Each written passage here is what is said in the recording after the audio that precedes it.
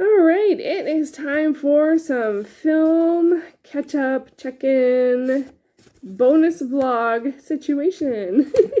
Hey everyone, it is Shannon, and I'm super excited to be here today and to share with you this video. This is going to be catching up with all of the everything else films that I watched in the past little while. This year I'm really trying to get back to my film watching habit and watch more movies. And my goal for the first quarter of the year is to focus on monster movies, dance movies, and newly added world cinema to Canopy. And I've been most times watching like one of each of those and then being able to do a video on one of each of those, and that's been really great, and I'm really thrilled with how things have gone. I did take a bit of a break. I knew that there were some things that were coming up that I wasn't going to be able to watch things as consistently.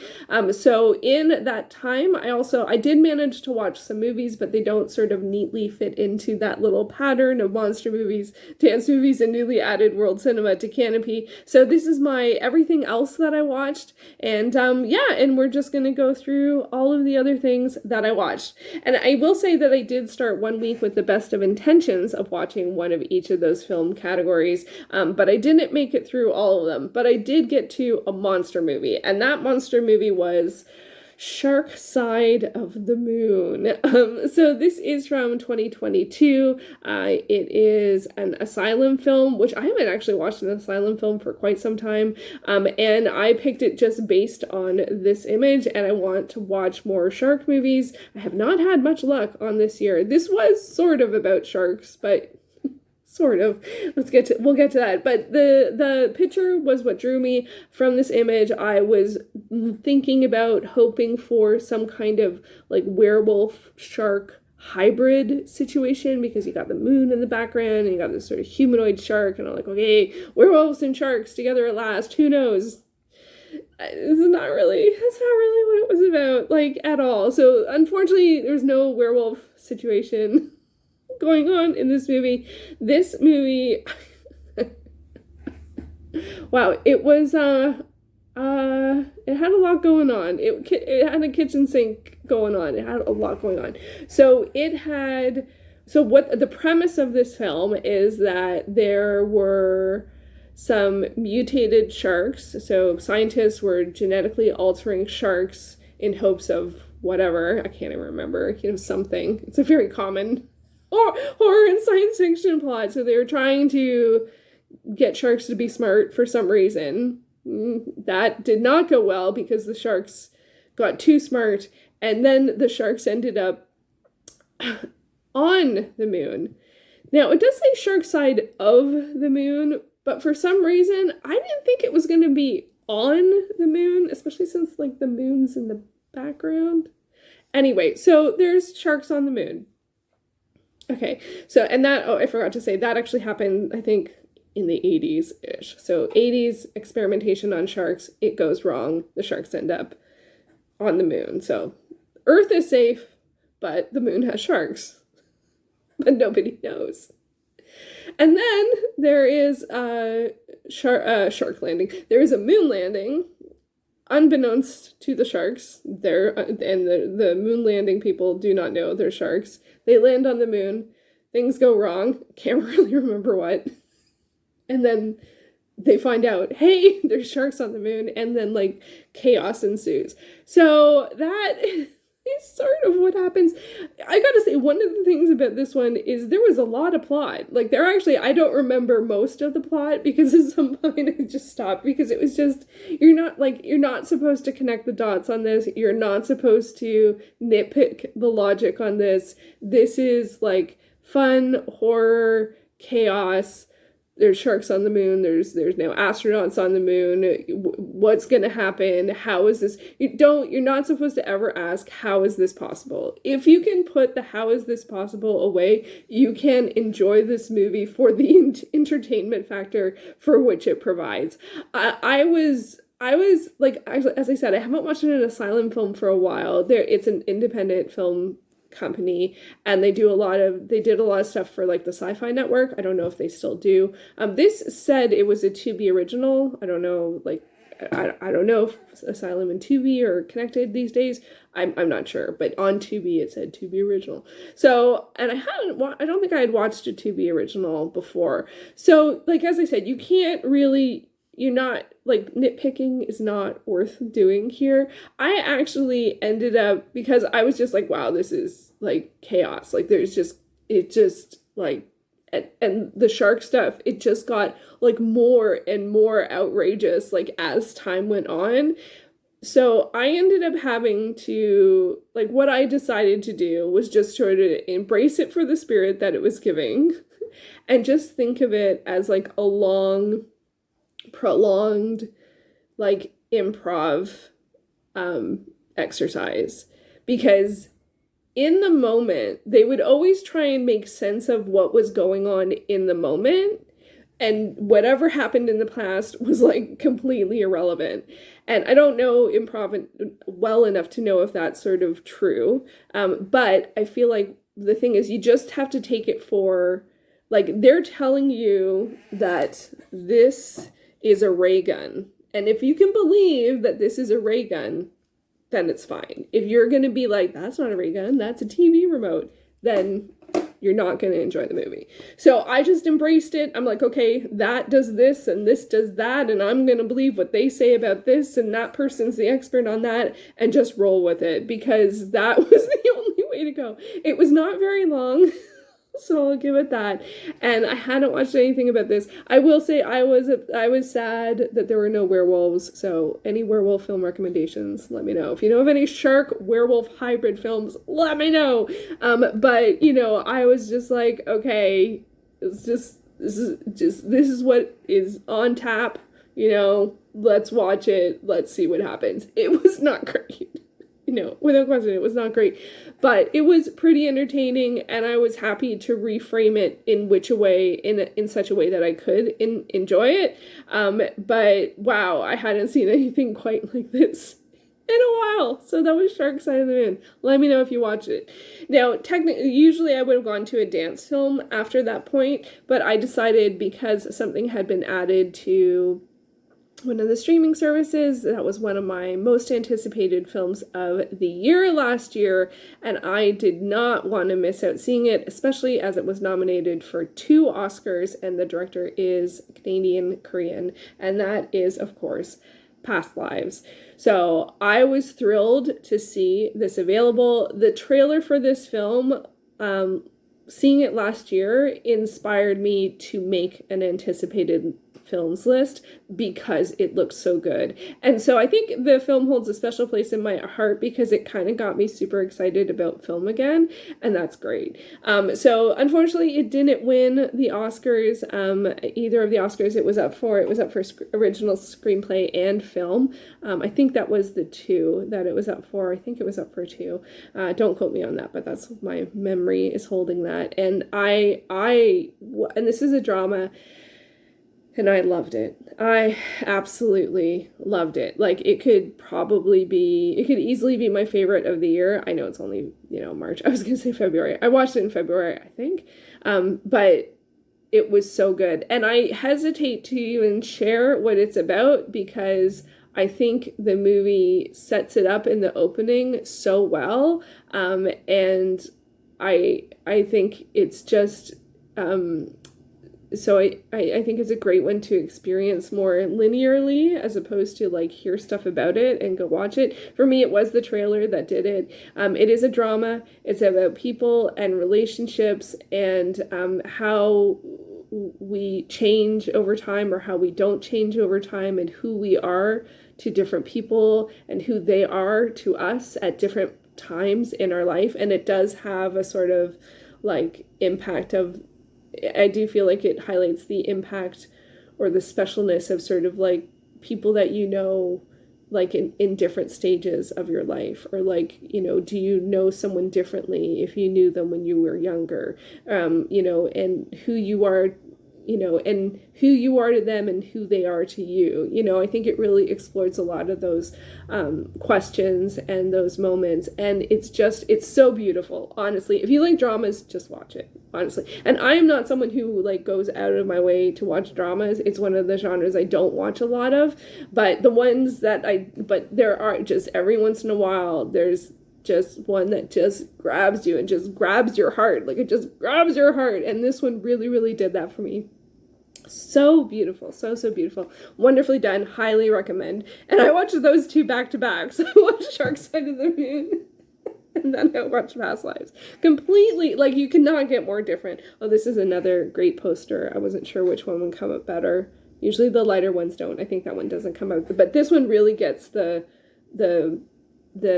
I don't know, they both really capture the film to me, and so yeah, I think they're both really great posters. I really loved it. Highly recommend. Then I actually watched another Oscar. Actually, this ended up winning the Oscar. I also watched The Last Repair Shop. This is a documentary. It won for documentary short. One of the directors is Canadian, so yay! And this is about a repair shop in California somewhere that does, if I'm remembering correctly, I think they do free repairs to musical instruments for the school system. And it really talks about the impact of access to music, the arts, musical instruments, and those kinds of things. Like, that's really the focus of it. And it did win for documentary short. It's pretty long. It's 40 minutes. So I don't know what their shortcut is. I'm sure that information is available.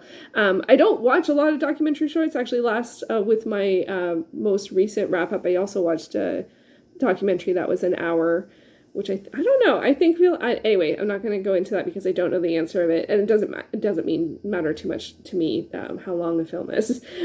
Shorter is better these days. Shorter is better. So anyway, The Last Repair Shop. So in this documentary, we follow the employees of the store, and they share their stories of coming to work there, the impact of music on them, personal stories in their lives, and then we also do get to see some students talking about the importance and impact of musical access to musical instruments on them and music to them.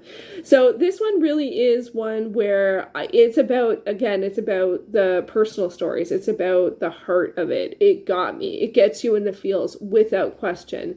But for me, with the documentary, I often want information. You know what I mean? It's like, how does it work? How do they do that kind of repair? How many people work there? How many schools? How many musical instruments do they have to do it? How do they function? You know what I mean? Like, I want the logistical information of that kind of working, and I'm sure I'm in the minority there. I'm sure most people don't care, because this is really about the people and the impact. And some of the stories, oh my gosh, some of the stories really got me. But I also will say I am a little bit critical of some of the things in terms of getting the heart strings going, is that with some people, one person in particular, I felt like because it was talking head documentary, but then also overlay of photos and video and music and stuff like this, which is we get in the feels with that.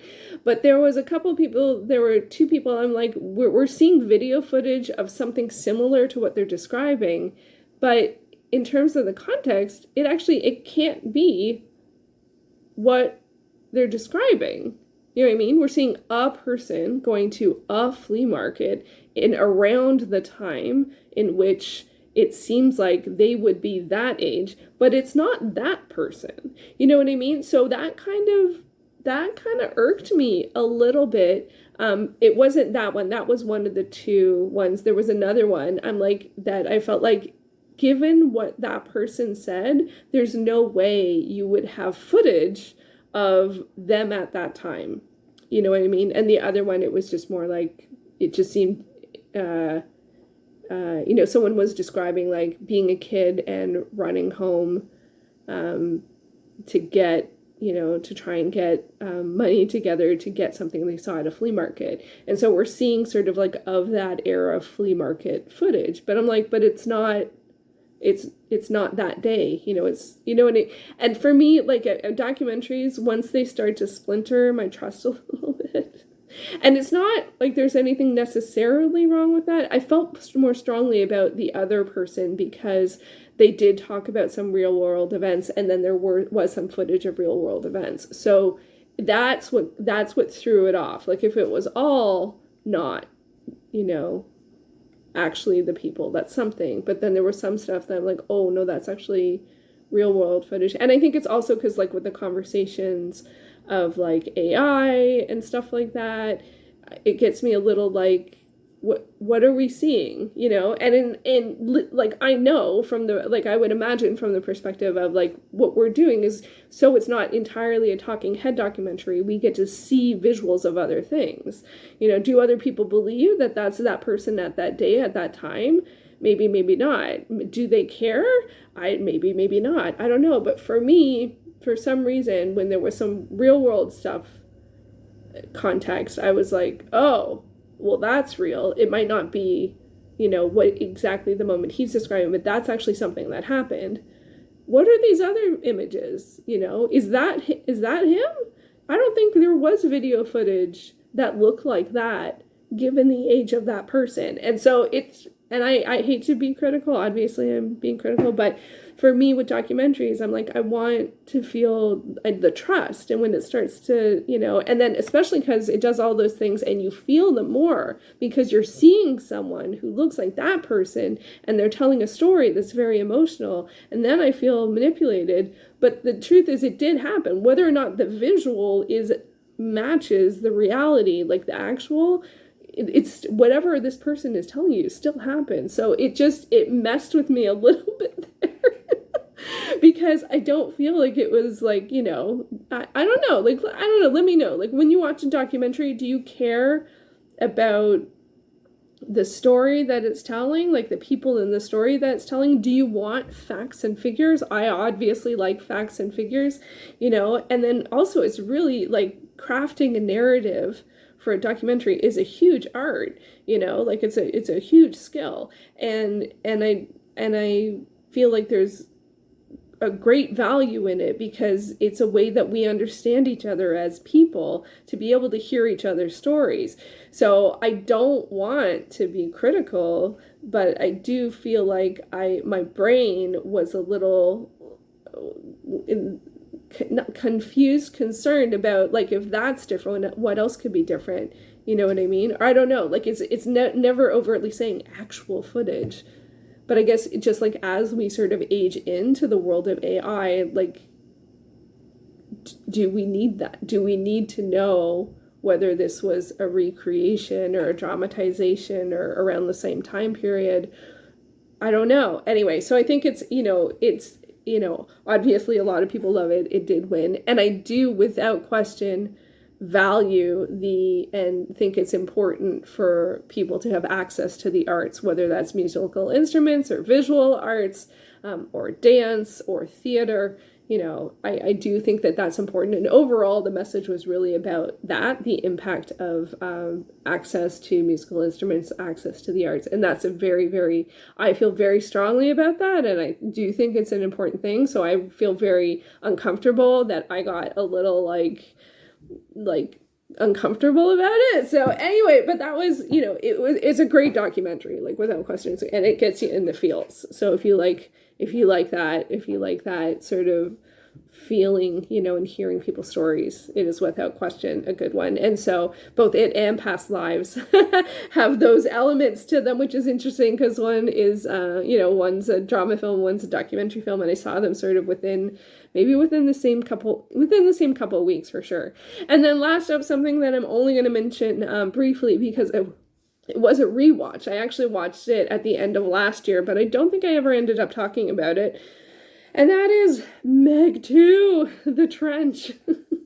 So this technically is a monster movie. I'm not counting it for my 10 to watch in the first quarter because it's a rewatch.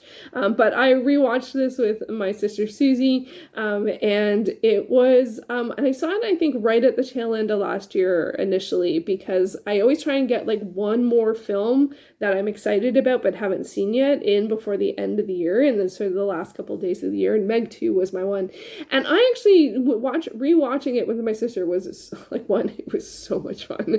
We had a great time. And we'd watched Meg together years ago. But I had totally, like, almost completely forgot the plot of this, which doesn't bode that well, but, you know, it happens. And it actually was a better film than I remembered. Like, the story was actually pretty good. There was some interesting turn of events. There were definitely some things that I didn't expect. The first time I watched it, the second time, I was like, oh yeah, that was good. Oh yeah, I forgot about that. Oh yeah, there was one thing I didn't like, that they did character-wise.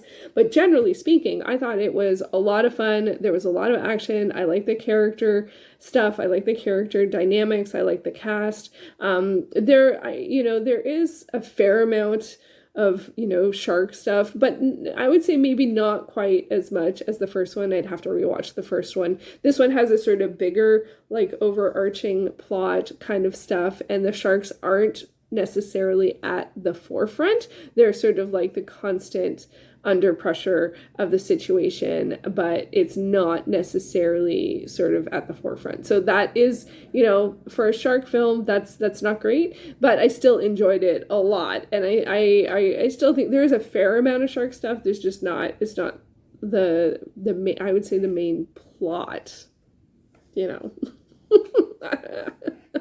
So that might be slightly disappointing, but I found it engaging and fun, and I laughed, and I went, and I was surprised, even though I'd seen it a couple months ago. So it was a blast to rewatch, and I'm glad that I did. So I thought I'd just throw that in there. I don't always talk about rewatches because this year I really want to focus on watching new to me films. So sometimes short films help. And I did watch The Last Repair Shop with both my sisters. So that was fun to do that as well. So that catches me up. So I'm really excited about that. And I'm looking forward to this first quarter. I think the 31st of March is like right at the end of the quarter. It just worked out really, really nicely. So I think I have 3 more weekends, and I'm looking forward to picking new categories for the second quarter. I think I'll do the same thing. I might decide to do it over 2 months. I don't know. I think March. Is it April? I don't know. 3 months is actually pretty good because there's always a couple of weeks and there's holidays and stuff like that, and there's schedule changes. Like in this past month, I actually did some cat sitting for my sister for almost a week. So that I thought that week I might watch tons of movies, but I ended up not watching movies almost at all. So it's like you just never know. So that's why I have that the quarter is 13 weeks and I aim for 10 films. I think I'm going to be more like 7, but I still, and right now, like as we sort of got into mid-February, I started getting my eye on some Oscar nominated films that were starting to become available. And then even like as we got into and through March, there were more and more Oscar nominated films that were available on streaming services, and I was like, ooh, and like because of how I structured my challenge for the first 3 months of the year, I don't have a lot of ease in terms of adding in something newly added to streaming, whether it's Oscar nominated or not, or maybe like something added that was on my anticipated list from last year. So I don't know what I'm going to do for the next quarter. Maybe I'll pick 2 categories and then leave the third open for something new or something exciting or something on my last year's list or something like that. It's tough though, because I don't necessarily want to leave it open because I don't want to get stuck in decision fatigue. But I have noticed in this past season or quarter, I have noticed that I feel like I don't have room to ever say yes to something that newly comes on the radar and is a bit of a surprise. And that's not great. So I don't know. Maybe I'll figure something out. Like for past lives, I was just like, well, I'm just going to watch it. I'm like, I just like pushed everything aside. I'm like, I'm just gonna watch it. So what if I didn't get, I didn't tick all the boxes on what I was trying to do? That's fine. That movie was worth it. Like that, as I said, could easily be my favorite film of the year. So anyway, so there you go. There's 2 Oscar associated films and 2 shark movies. Because that's how I roll. So let me know what you have been watching recently. Did you watch the Oscars? I saw the tail ends of it. I was super excited to see that Godzilla -1 won for visual effects. So exciting. I'm actually considering maybe doing a Godzilla watch, but it's a lot of movies. I think I looked it up. It's like 33 Toho films and 6 American films. It's a lot of movies.